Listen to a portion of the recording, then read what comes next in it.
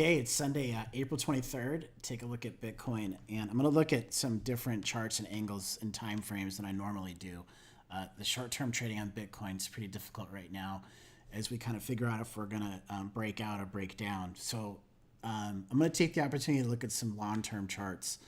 What's on the screen right now is the 50-day moving average of Bitcoin going back to 2012 when Bitcoin was about $3. The reason I'm showing this is, well, I'm not a big fan of Elliott Wave. It's interesting to see the patterns show up. So, whether this is valid or not, it's just interesting enough to share. Looking at the 50-day moving average, we've got a 1 and then a 2 down. This is back when Bitcoin is about $5, all the way up to a 3 at 150, back down, and then up to the Mt. Gox peak of 5. This is only, you can only really see this on a log chart. So if you want to look at this for yourself, put it on log mode, and then put on the 50-day moving average. Then we've got an A, the B, and the C correction. So that's what you can see when you turn on log and you take a look at this. So then if we take a look and we go up, we've got a nice trend line that got established end of 2015. That's when the current run kind of got started. End of 2015 is when we broke out of that bear cycle and things really started to gain momentum. And you can see that there's this nice trend line that we've been obeying going up, up, up. So what I did was I wanted to take a look at, since the short-term stuff's so difficult, take a look at long-term. I think a price target that a lot of people have in mind, at least I do, is $10,000. So when could we potentially reach $10,000?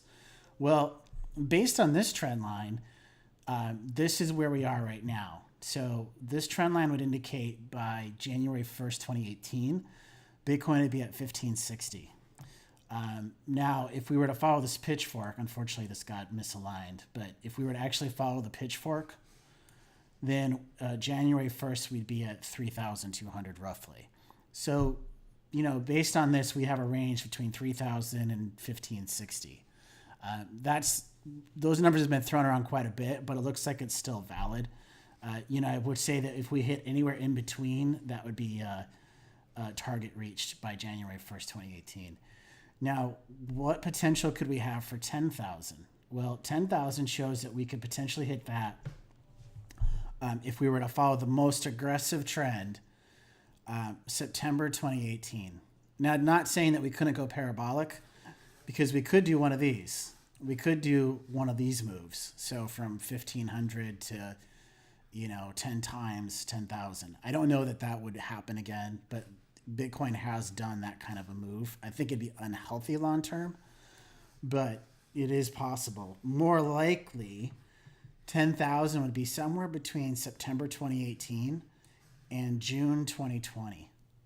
So that would be the time frame that I would expect us to hit 10,000 if we do. It'll either be 10,000 or 0, more than likely, by one of those two time frames.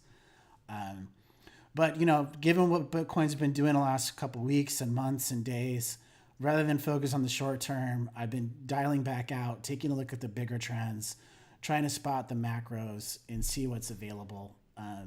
Having an idea of 10,000 in the future sometime, whether it's September 2018 or June 2020, it just gives you something to gun for, look for. And really the most important thing that I would take away from this video is this trend line. As long as we obey this trend line, that's a good thing. If we break this trend line, that may be a concern. We could even correct right now on this all the way down to 930, and we wouldn't break this trend. So we've got, some room. We're far enough above the trend that we can go down a couple $100 and still obey that trend. So as long as this trend line's in place, I think we're good. Don't pay attention to some of the short-term stuff until Bitcoin finally makes up its mind and moves. It can move down 200 and still obey the trend.